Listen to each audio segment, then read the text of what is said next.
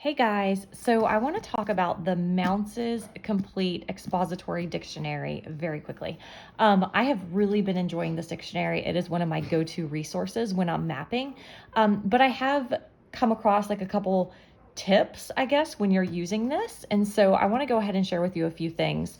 If you are new to Mounce's and you are ready to dive in and start using your Mounce's dictionary. So I am going to be we're going to use this as the example. I'm going to be looking up this word approve from Philippians 1, chapter 1, verse 10.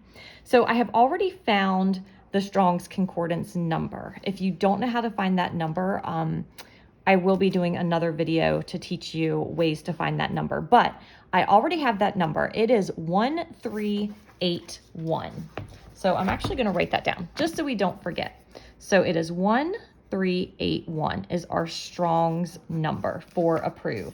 So the very first thing that I do is pretty easy. I actually just look for the word. This is in alphabetical order according to the word. So I'm actually just going to look for the word approve.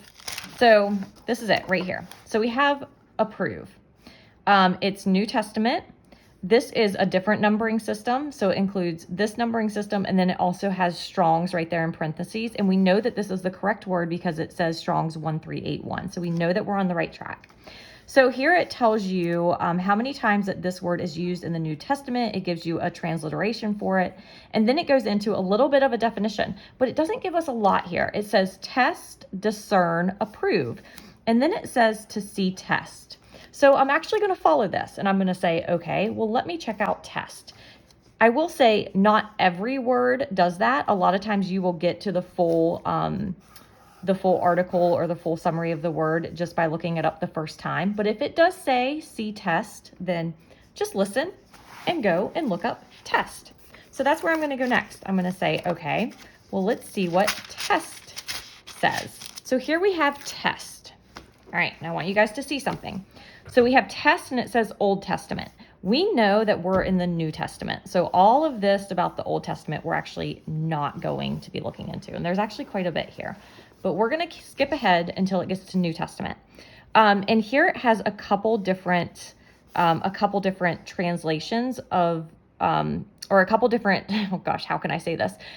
Test came from a couple different original Greek words. So we're going to find which one we're looking for. So we're looking for that Strong's number. Here you have Strong's 1381. Here you have Strong's 3985. We know that this is what we're looking for. And so this is where you just have more of a full summary of that word test. And you can go through here.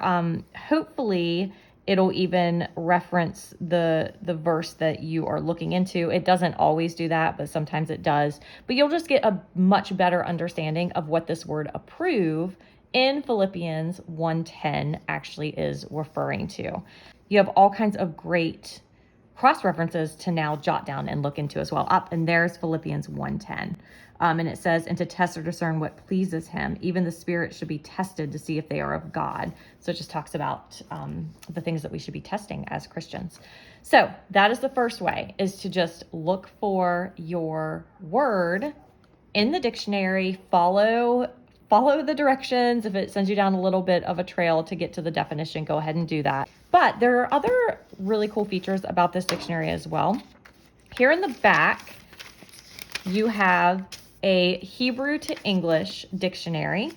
I'm actually going to skip ahead to the Greek because we are in the New Testament. This is the Greek to English dictionary. And this goes into how to use it and like what all of this information is. But basically, in a nutshell, you are going to be looking up that Strong's Concordance number, which we have is 1381. And I'm going to show you how to do that.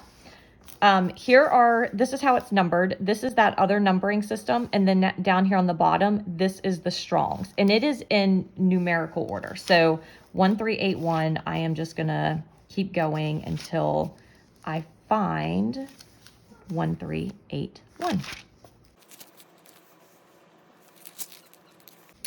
Okay, so right here we have 1381.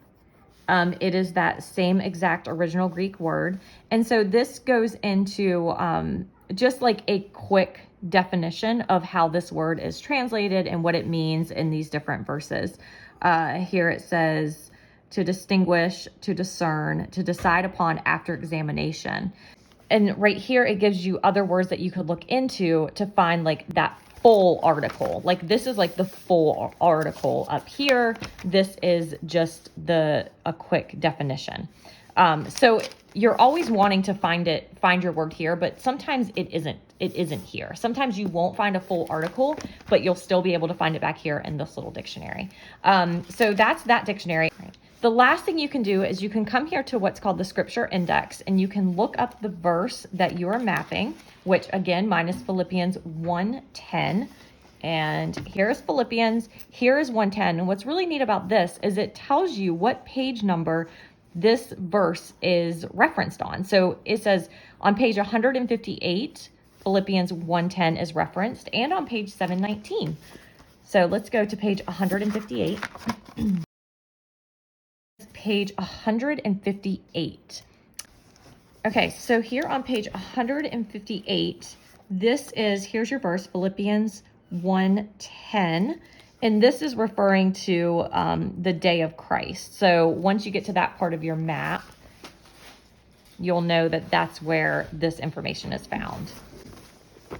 And then it also says page 719, your verse is referenced again. So this is just a little extra.